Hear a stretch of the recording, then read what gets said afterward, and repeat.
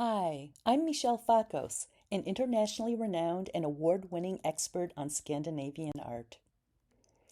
I've been lecturing and writing about Nordic art for decades, and am both a Swedish and an American citizen living part-time in Stockholm. I'm excited to share with you my research gleaned from books, journals, letters, and conversations with other experts. I know how hard it is to find out about Scandinavian art because I had to learn to read Danish, Norwegian, Swedish, and German to do it.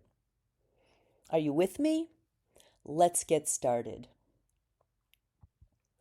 Artists working in cities during the 19th century often spent their summers in the countryside. The astonishingly rapid growth of cities due to industrialization and urbanization led wealthy Europeans to purchase country properties in order to escape crime, filth, noise, unhygienic living conditions, and diseases like cholera that spread rapidly in densely populated urban areas during the warm summer months. Artists, too, increasingly spent summers in the countryside for these reasons, and also because rural life was much cheaper.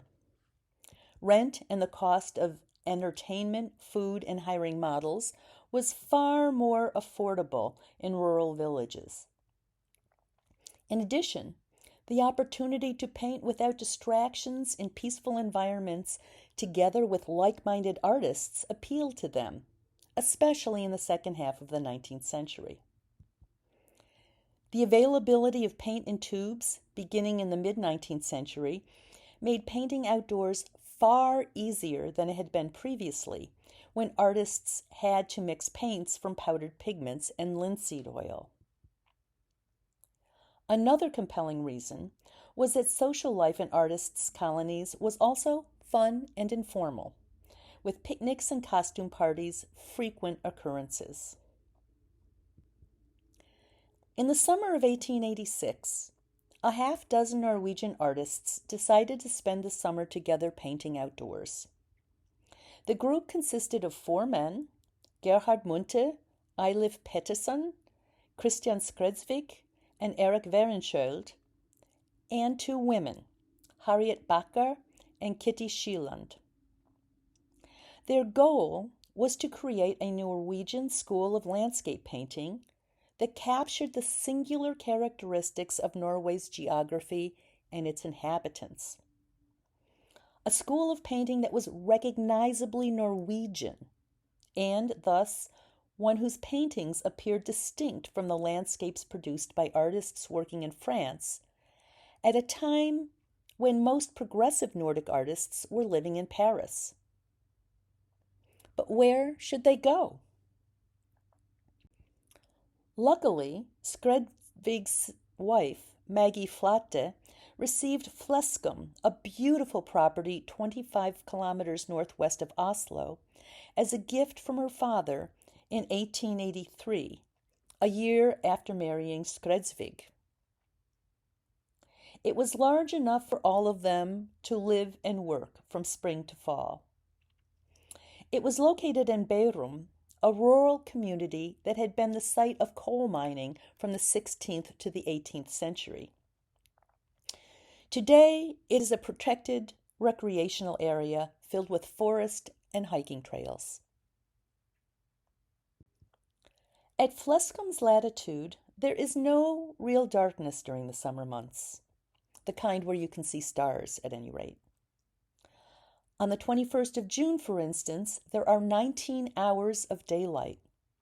It is broad daylight by 2 o'clock in the morning, and a lingering dusk between 9 and 11 in the evening.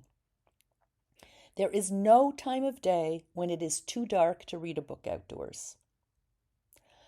Dusk and dawn are long in the north, and the sun doesn't sink far below the horizon. At that time of year, you can always tell which direction is north, because as you see here, there is a glow at the horizon. This is perhaps the most striking phenomenon for first-time visitors to Scandinavia. It is a very different experience than spending summers in France, as Norwegians were well aware. The other distinguishing feature of Norway is its geography. Like Switzerland, it is a mountainous country with many citizens living in tiny villages and along fjords that, like mountain passes in Yosemite, are inaccessible in winter. Many rural Norwegians live in isolated communities, especially during the winter. These two principal differences, a forbidding landscape and endless summer days, were the aspects that these artists focused on during what Norwegians refer to as their Fleskum summer. When Norwegians view these paintings, they recognize them as home. And when foreigners view them, they'd never mistake these scenes as ones from continental Europe. In the early years of their marriage, Christian and Maggie had divided their time between the art epicenters of Paris and Rome because there wasn't much of an art scene at the time in the Norwegian capital. But in 1885, they decided to return permanently to their homeland. It was a convivial group at Fleskum. In a letter written at midsummer in 1886, Werenskjöld described the little community. Quote, Munte is a wonderful fellow who I have always learned a lot from. Jokes pour out of him, whether he's happy or grumpy. Kitty paints day and night, in sun and in rain, on country roads and in the fields. The only new thing one might imagine her trying is climbing trees to try the point of view from up high. End quote. In Skredsvik's painting, here, two couples travel to or from a social gathering. Travel by boat was, and still is, often the most practical, if not the only possible, way of getting from one place to another. Their boat is clinker-built, the same construction method used by the Vikings. Clinker-built boats are lighter than carvel-built, where the planks do not overlap. In addition, clinker-built boats can flex and twist, a huge advantage when negotiating turbulent North Atlantic waters, as the Vikings did. The hour depicted by Skredsvig is clearly late. There's no direct sunlight because the sun has set. Instead of appearing at the top of the canvas, where skies usually appear, we see the sky only in reflection along the painting's bottom edge. Golden tones contrast with the blues and grays of the water and the dark shadow cast by the surrounding mountains. One fellow plays folk melodies on an accordion while balancing on the boat's stern, while the designated rower has dropped the oars and appears to light a cigarette. Their female companions sit patiently, waiting for the journey to continue. Skredsvig conveys a sense of serenity, relaxed camaraderie, and musical enjoyment on the longest day of the year. Schieland and Pettersson both painted summer night scenes at a nearby lake. Schieland captured a wind-still evening. The glass, smooth lily pad-studded surface of the lake reflects the passing clouds in the sky and the shadows cast by the surrounding mountains. There are no signs of human habitation nor creatures that might disturb our sense of biomystical symbiosis with nature. Schieland's path to landscape painting wasn't an easy one. Once it became clear to her wealthy family that she planned to remain single, they gave her permission and money in 1873 to study privately in Karlsruhe, Germany, with the Norwegian painter Hans Gude, who had established himself there. In 1879, she moved to Paris, where she befriended Anna Brundum Anker from Skagen and shared a studio with fellow spinster Bacher until 1888. In 1886 and 87, Pettersson completed 2 landscapes from the identical vantage point. Like Skredsvig in Midsummer Eve, Pettersson virtually eliminated the sky, traditionally an essential element of landscape that typically occupied at least the upper third of a canvas. Both pictures include moon reflections and a pond partially enframed by the shadows of surrounding mountains. Summer Night highlights the contrast between the light sky and the darker earth. Pettersson suggested a sense of casualness by placing off-center the tree trunk that stretches from top to bottom. The illuminated white bark of the birch trees at left provide contrast, as does the female nude posing against the tree in Nocturne.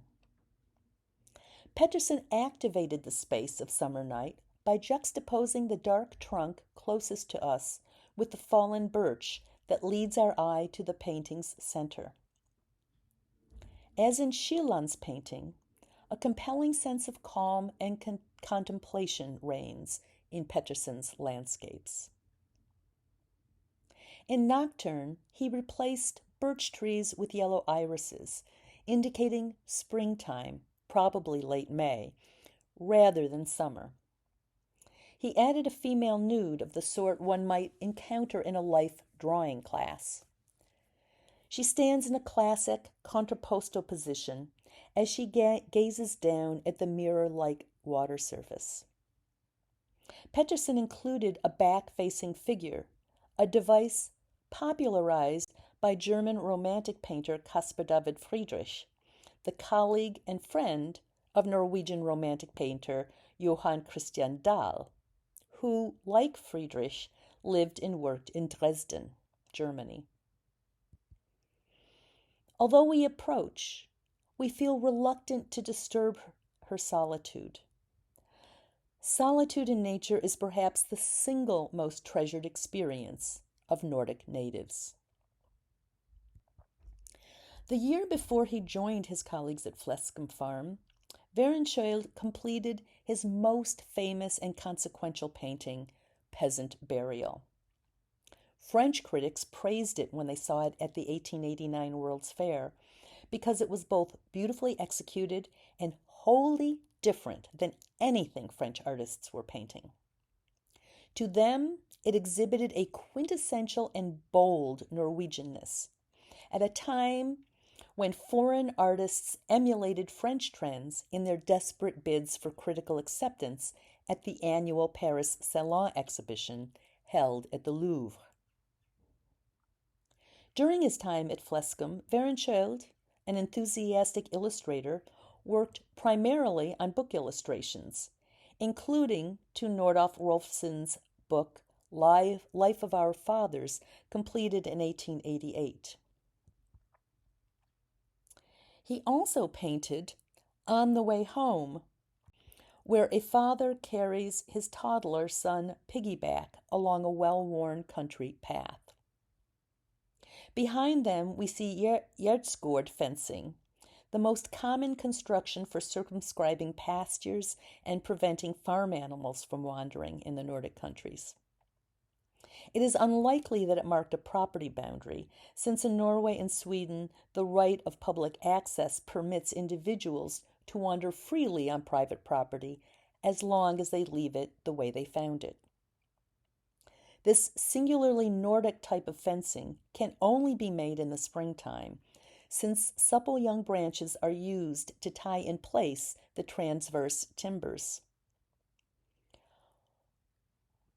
While attire may be different today, this would still be a common sight in Norway or Sweden or even Finland. It would have been a familiar sight to Norwegians, and one whose date would be difficult to pin down, since the clothing the father and the son wear hadn't changed much since earlier centuries. During his time at Fleskum, Gerhard Munthe concentrated on fresh, straightforward scenes of the countryside. His loose brushwork gives a sense of immediacy. In the painting at left, A stream flows diagonally from lower right to upper left, leading our eye into the painting and bisecting the canvas. A figure crosses the narrow wooden bridge in the middle ground, and bluish mountains appear in the distance. The painting on the right shows a peasant girl collecting water at a shallow well, whose pole clips the upper left corner of the painting on an overcast day. She'll carry the water back home in the handmade wooden bucket at her feet. As she gathers water from the shut-off well, she watches the activity of men in the field across the way, edged by yard-scored fencing. Munte's style and interest would change radically in the 1890s when he turned away from naturalism and painting and became engaged in the handicraft revival. In addition to creating illustrations in a kind of Viking revival, he designed furniture and tapestries that were carved and woven by others. Harriet Bacher, friend and studio mate of Kitty Schieland, preferred imagery with human content. On the left, a trio of women bleach linen, stretching the damp cloth out and laying it on the ground, an age-old practice depicted 2 centuries earlier by Dutch painter Jacob van Ruysdael, originator of the naturalistic landscape painting tradition. Bacher focuses on women's labor, giving a sense of spatial depth by arranging the women in an obtuse angle. In A Peasant's Cottage, she depicts a visit to the modest, tidy, low-ceilinged home of a local family. Rather than working outdoors, these men take a break on this sunny day. One reads the newspaper while the other gazes out the window. For the art-buying public, who had probably never entered a peasant dwelling, Bacher provides a reassuring image of comfort, cleanliness, and awareness of current events. Her small canvases almost always suggest a fascination with the varying effects of light, the reflections on the wood sofa, the shadows on the wall and floor, the way the fabric takes on various shades, although we know the curtains are white and translucent. Skredvik's Boy with a Willow Flute is quintessentially Nordic. As you see, the setting is the same pond where Schieland and Pettersson painted. We know it is early spring because leaves have not yet sprouted on the trees. We also know this because it is only in early spring when willows are supple enough for flute making, and they dry out in a matter of weeks, so there is no willow flute playing in the summertime. The air is limpid, and the water reflects the billowing cumulus clouds in a powder blue sky. We must imagine the folk melodies this youth plays as he stands between the canal on the Gjerdsgård fence. As we've seen among several Fleskum painters, our view of the sky is pretty much restricted to its reflection. In 1888, many of the Fleskum painters were busy preparing their contributions to the 1889 Paris World's Fair, and Skredsvik's relationship with Maggie was beginning to disintegrate. They divorced in 1896, and he moved to Eggedal, a municipality southwest of Christiania, now called Oslo. If you're interested in learning more about Nordic artists' colonies, check out my videos about Paris, Gray, Skagen, Rockstad, and Varberg. And if you enjoyed this content, please hit the thumbs up button. If you'd like to keep current with new videos and support this project, please subscribe to my channel. Leave comments and questions in the section below, and check out my website for related articles, books, lectures, and blog posts. What would you like to learn about Scandinavian art?